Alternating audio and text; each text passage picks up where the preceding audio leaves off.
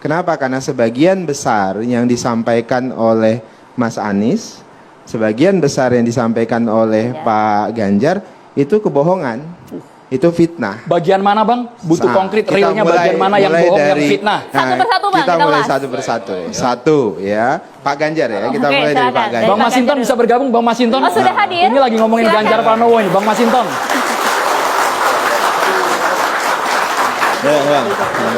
Masinton. Soal kebohongan soalnya. Bang Masinton boleh duduk dulu sambil minum dulu, makan soalnya martabak saya kalau ada. dengan Bang Masinton ini satu kampung, anak Tapanuli Tengah. Jadi, bedanya dia kelihatan Batak sekali. Saya mulai tadi. Jadi Soal kebohongan hal dan yang fitnah. wajar, Oke. hal yang wajar kalau kemudian yang disampaikan benar, itu tidak ada masalah. Oke.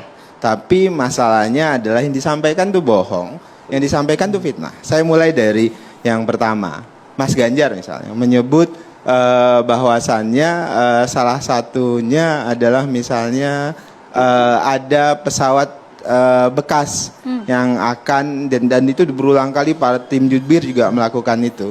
Yang saya hadapi itu bahwasannya akan ada pesawat Mirage yang dihibahkan, misalnya begitu ya, dihibahkan dan itu tidak harus dibeli. Dan itu berdasarkan keterangan Pak Yuwono Sudarsono. Betul. Kami sejak awal sudah checking. Pertama misalnya Pak Imam Sufaat yang pada saat itu menjadi kasau. Pak Imam Sufaat sebagai user menyatakan tidak pernah ada rencana hibah dari pemerintah Qatar. Baik secara lisan disampaikan ke mereka atau secara tulisan.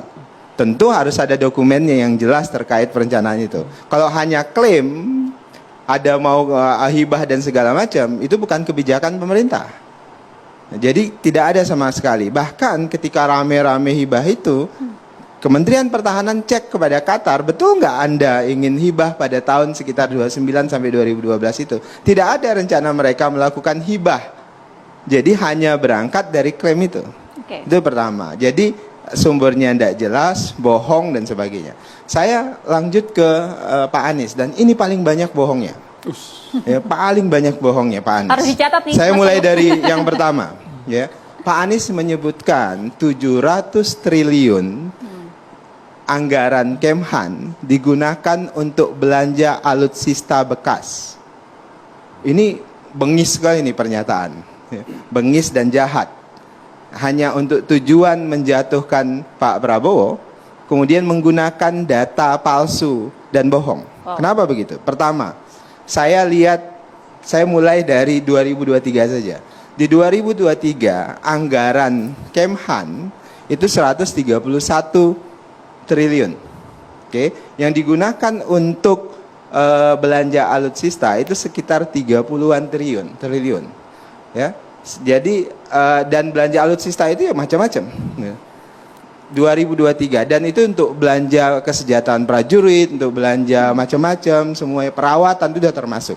Itu 2023. Nah, kan kemudian kemarin hari ini itu diklarifikasi oleh para jubirnya. Para jubirnya bilang tidak, maksud Pak Anies bukan 700 triliun tapi akumulatif dari 2020 sampai 2024. Tapi kan itu nggak disebutkan. Ya kan, nggak disebutkan pada saat, karena kalimat yang digunakan oleh Mas Anies adalah belanja alutsista bekas sebesar 700 triliun dan publik itu sudah mendengarkan pernyataan bohong itu, dan sebagian publik itu sudah mengkonsumsi pernyataan bohong itu, dan itu berbahaya. Itu pernyataan bohong yang luar biasa. Karena apa? Karena secara akumulatif misalnya kalau 2020 sampai 2024 itu nggak sampai 700 triliun juga. Totalnya sekitar 680-an triliun. 697. Ya, 680, ya 97 triliun. Dan jangan lupa, itu bukan untuk belanja alutsista. Itu untuk belanja secara akumulatif semua kepentingan Mabes TNI dan 3 matranya. Kenapa Pak Prabowo tidak menyebutkan hal ini secara clear langsung pada saat debat? Pak Prabowo pada saat itu sudah sudah seperti diintimidasi dengan pernyataan itu, dan jangan lupa untuk bagian itu tidak ada kesempatan Pak Prabowo untuk mengklarifikasi. Jadi